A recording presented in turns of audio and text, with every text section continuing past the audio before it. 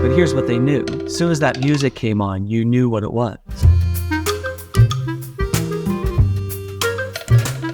Well, Steve, we're back again. Listen, you've been doing a good job taking all the weight, bringing up these awesome ads. So I thought I'd throw one at you. Because I came from graphic design, I thought about talking about the use of glamour and specifically silhouettes. I want to play for you. Hopefully you remember the campaign, the De Beers silhouette campaign. Oh, I remember it very much. They ran it for years. Ran for a lot, which was what really made it a campaign. They had lots of variations of this idea. It's always sort of, but the feeling was very similar. But yeah, let's let people see, I guess your favorite one probably. I'm going to show one that tells a story because that's what we do. That's what we do.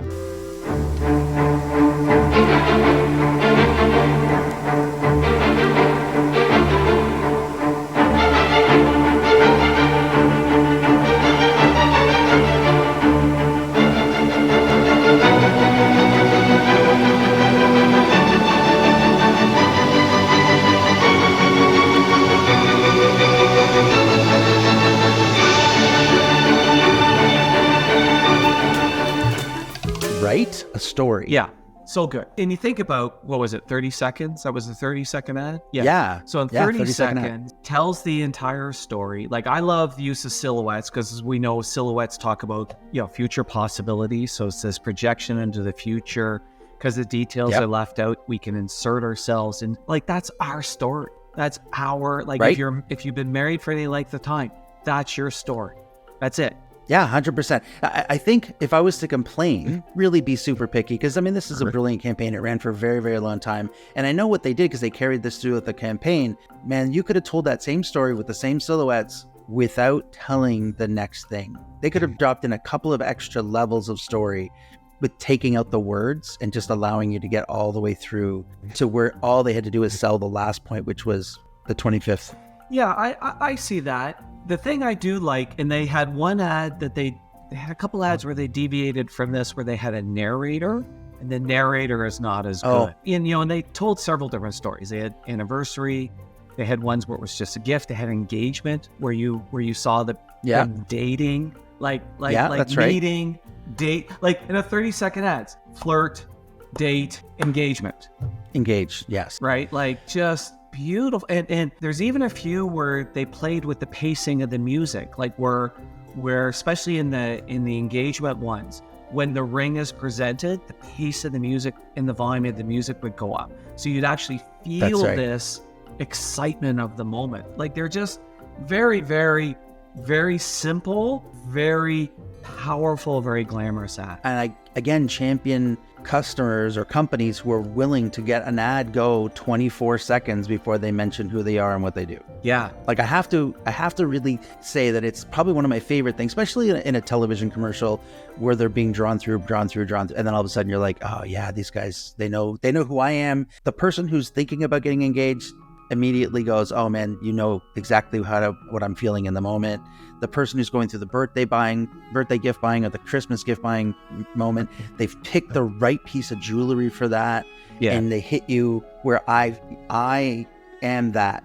So I'm coming to get a De Beers diamond, right? It's interesting. We've used that technique a couple of times in other places, like with Armadura Metal Roof. We did the whole thing where there was part was real and part was illustrated. In this case, part is black and white silhouette, and the diamond is real, which really made it stand out and look super special. But the other thing is, I have to point out, something's a big deal when it's spoofed on the Family Guy.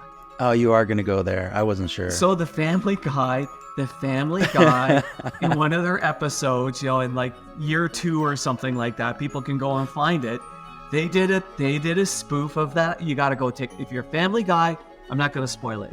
If you're a Family Guy fan, watch this ad, go to YouTube, find, the Family Guy spoof of De Beers ad, and you'll laugh. You will laugh. I just guarantee that. If I remember before we go to post this, I will find the link. We'll throw it up so if you can see it down in the comments or in the notes section. It's a big deal, and it's having a big impact in society when something like the Family Guy or the Simpsons or something like that spoofs you, because they're only going to spoof you if everyone knows it. right? Right. And I was going to leave this until the next, like for another episode. Apple's done this fantastically well. And you think about Apple's success, they get spoofed all the time for their advertising.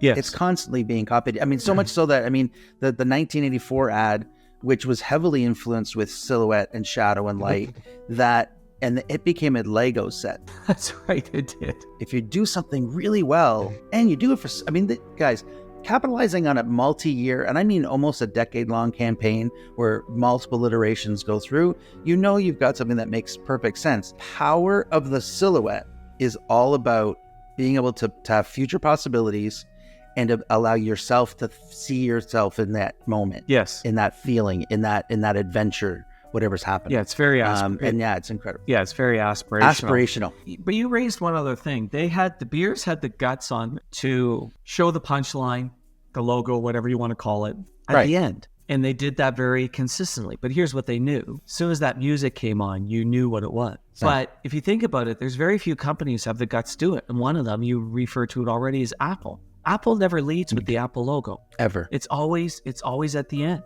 Because if you think about it, why do I want to tell somebody a commercial is about to happen? Oh, by the way, in case you were thinking about tuning out, now's a really good time because we're going to show you a commercial, okay? The story and fun stuff is over. It's now commercial time. Pay attention. It's now commercial time. You know what happens? It's now commercial time. Oh, so what you're telling me is it's time to get up off the couch and go get a beer. Change the channel, whatever it means, right? 100%. Whatever. Yeah, I agree. It's crazy. Like, hey, we want to sell you something. Yeah. Anyway, draw them in a little bit. Make them know that you're interesting. Sorry, now you made me laugh. That's exactly it. I mean, and we've had to talk to our clients about this, right? I mean, this is something that we talk about all the time. Where they're like, "Yeah, you got to get our name up in the first 7 seconds of the ad." And it's like, why? Why? Just so you can tell them. So we can tell them ahead of time. They don't have to pay attention. That's right. The rest of it is just going to be a sales pitch. So have fun.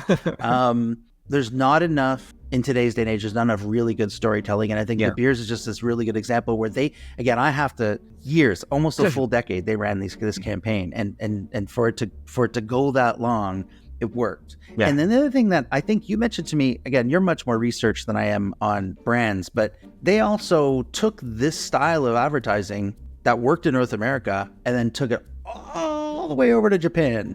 Yes. And started it up in Japan, and it worked. Now, obviously, they didn't do it in English, but it worked. Same thing. Then they took it to China. It worked in China as well, right? Like a great campaign, great storytelling campaign. And the last thing I want to add before we let people go, that I think is also really important. What De Beers is selling is they're selling, this transformation. They're selling this love. They're selling this connection. But also at its heart, they're selling this emotional feeling of beauty and glamour and aspiration.